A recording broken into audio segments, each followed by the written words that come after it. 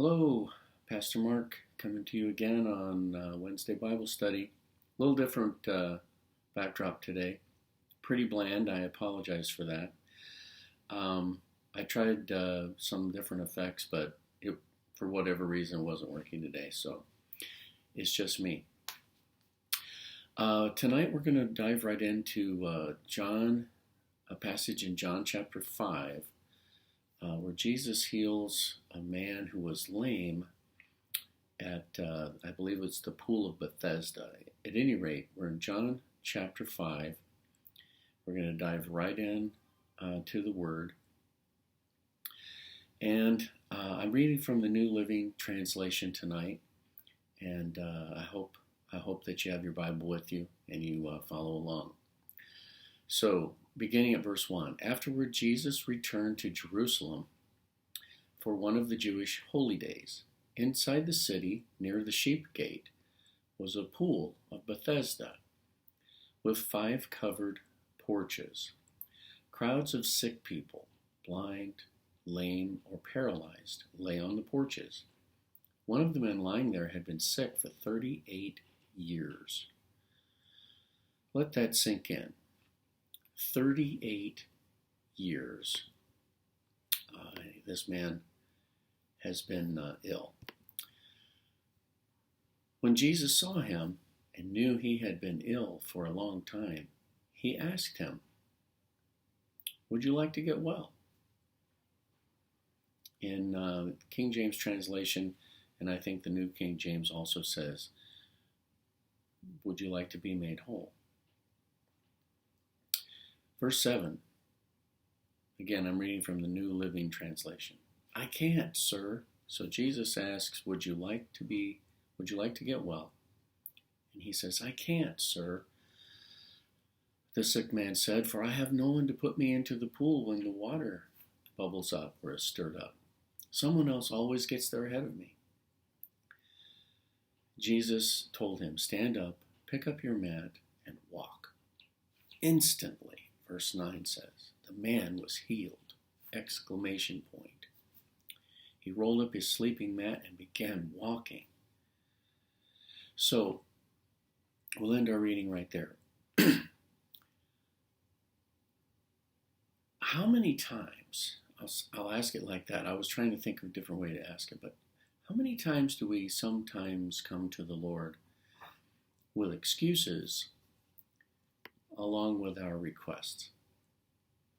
Excuses why things are not going as we want, why we're dealing with the problems we have, why we're suffering, why this, why that. Why? Do we want to be well? Do you want to be made whole? Do you want the situation you're facing to be resolved, to be remedied? If the answer is simply yes, that's all you need to say.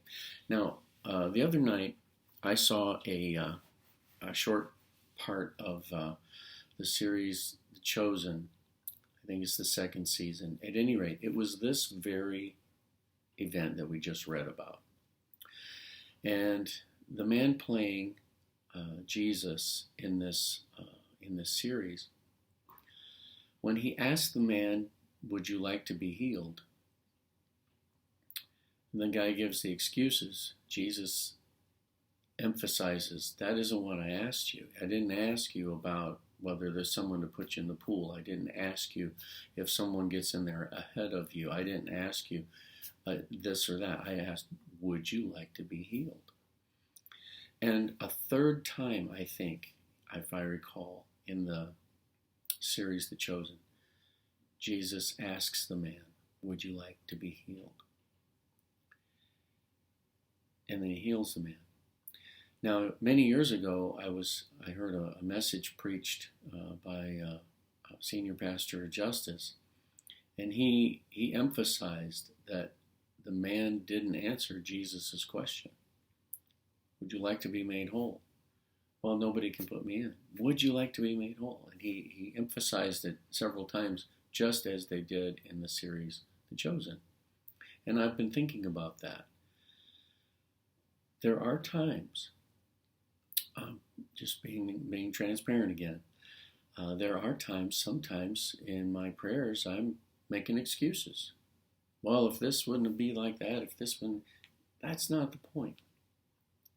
Do I want the situation resolved, remedied, intervened, healed? Whatever that request might be, is I need to lay down my excuses and embrace the answer, which is Jesus.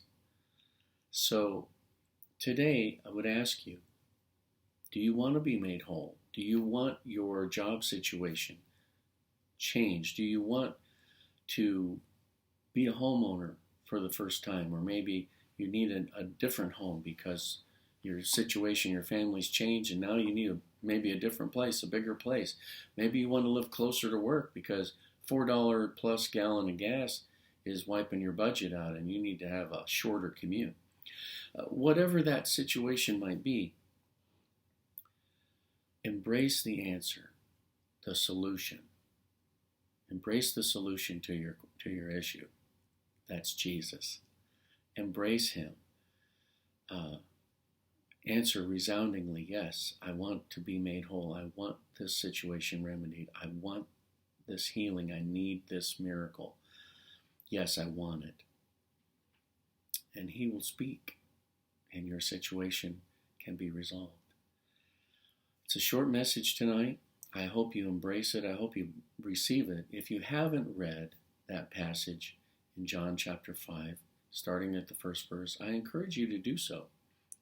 There's more to it. There's follow-up here. Of course, the religious leaders get all angry because that happened to be the Sabbath day, and this guy's carrying his bed. Excuse me.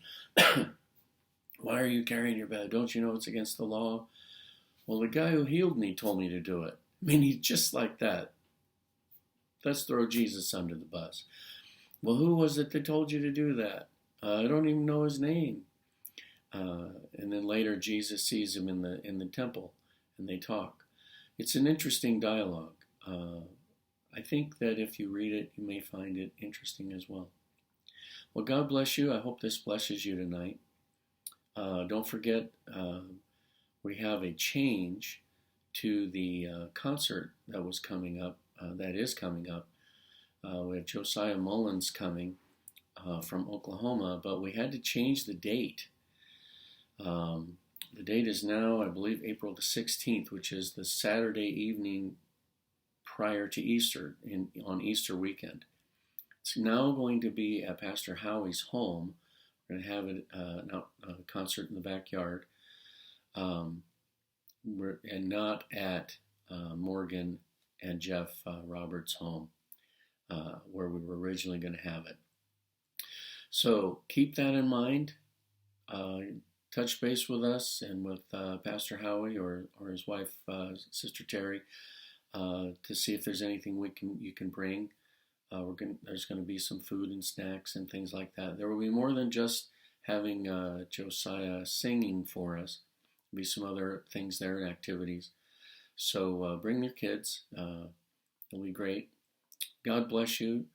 This Sunday, as far as I can tell, we're still meeting at the Hilton 2, where we have met the last 2 Sundays, on the second floor conference room at 4440 Douglas Street in Omaha, which is right by Dodge and Saddle Creek intersection, right there at the University of Nebraska Medical Center complex. Unless something changes between now and then, that's where we will be. Please pay attention to our Facebook page. If there's any changes to that, we will let you know. 10:30 Sunday morning. Looking forward to seeing you there. God bless you, and I hope you have a good evening.